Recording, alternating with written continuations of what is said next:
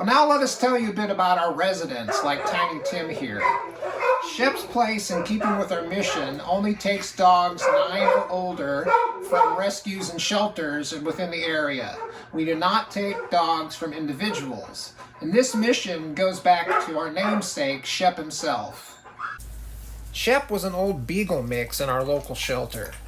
Before that, he'd had a home and a family, but for whatever reason, he found himself in the kennel at a shelter. He was quiet and slow-moving, and he didn't attract much attention from adopters. My wife and I were looking to adopt an old dog, however, and we fell in love with Shep. He fit perfectly into our home and made us want to help other dogs in his same situation. That's why Shep's Place focuses on old dogs in shelters who are in need of a second chance. Because they have to live together in a small house, it's crucial that our residents be able to live peacefully with other dogs. One aggressive dog would upset the quality of life for the entire pack. So we have to screen potential residents for dog friendliness. To be able to assess this, we insist on meeting the dogs before we bring them in. And that limits our intake range to about 100 miles from our location.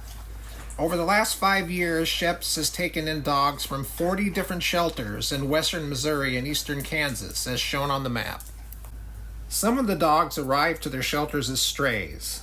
Others had older human parents who had to enter a facility or passed away. The majority come from rural shelters, where space and funds are limited and the adopter pool is small. With limited options, the shelters struggle to find a place for these seniors to go, so they contact us looking for placement.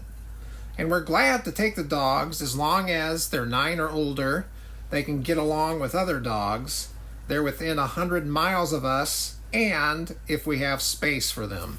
And of those conditions, space is the one we're having the most difficulty with, as we'll discuss in the next video.